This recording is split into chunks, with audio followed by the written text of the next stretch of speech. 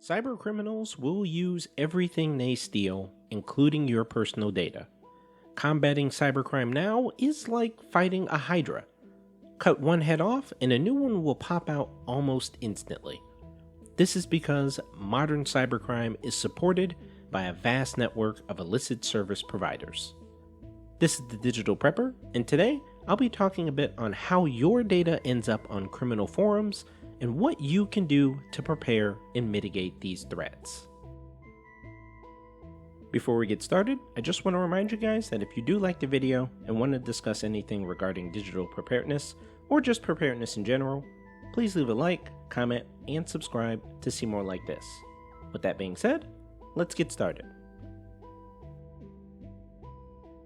Most of the time, if you learn about a cybercrime or a ransomware attack that's affected a major business on a major news outlet, odds are the actual source of the attack, whether it be a program that was obtained by hackers or the actual forum the threat actors have obtained the data from, like usernames and passwords to compromise that business, has actually been in use for months, if not years.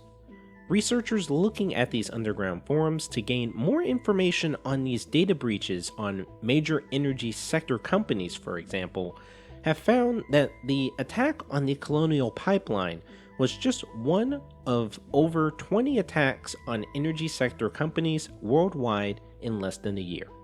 Affiliates of the same cybercrime group that breached Colonial Pipeline, DarkSide, were selling 1 terabyte worth of data they stole from a Brazilian electricity utility. Even though the actual attack was targeted at the company itself, the criminals tried to monetize what they could, meaning selling customer data. And while you might think that there would be more attacks on businesses like retailers and social media networks, business enterprises like energy companies possess just as much, if not more, data on their customers. In another case in Brazil, hackers stole data on over 20 million customers of a Brazilian energy company. The worst part is, with the data that they obtain, they can use it for things like identity theft and credit card fraud. Now, funny enough, hackers want to take the easiest way possible to obtain your data. This is where money actually comes in. In order to compromise certain businesses, hackers will actually purchase accounts with administrative access in order to make it easier for themselves to obtain data from those companies. For example, a researcher discovered one threat actor sold access to the Romanian nuclear facility for $3,000, which is apparently a typical price for this type of information. Prices for this kind of network access usually depend on the privileges it gives. However, researchers have stated that information on oil and gas companies is usually sold at a higher rate since there's more valuable information to obtain. And stolen information from an oil and gas exploration company can be sold for as little as $12,000. With all this being said, where does the original information, the accounts that the hackers are buying, come from? The answer is through the employees themselves. They may be caught up in phishing attacks or other forms of scams that allow the hackers to gain access to the company. Once they get their foot in the door, they can either expand their access and move laterally until they reach their goal of getting some level of administrative privileges, or they can impersonate that employee in order to scam someone else that may have more access to data the hackers want.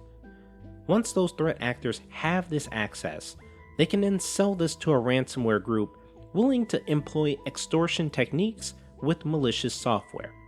The DarkSide group again used similar tactics in the attack against Colonial Pipeline that caused gas shortages in the southeastern United States. The hackers penetrated that company's networks using a password found on a credential dump in an underground forum. So, what can you do to protect yourself from these sorts of issues? Well, unfortunately, once your personal information is compromised, the best that you can do is keep tabs on it. You want to be proactive in order to secure your data and avoid potential harm from threat actors. I recommend starting by using the website haveibeenpwned.com. This website checks to see if your email address or phone number has been found in a data breach, and even what specific companies they are involved with. From there, I would recommend the more common sense things I normally constantly tell people.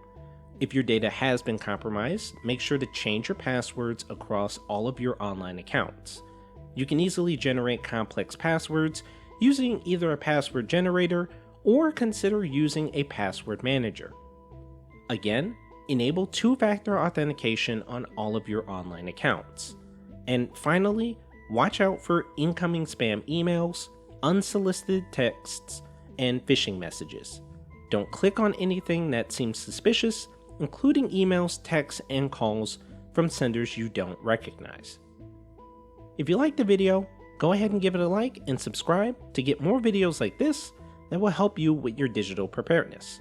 If you have any ideas for more videos or want to share your experiences with prepping, please leave a comment down below. Stay safe, stay prepared, more digital prepping to come.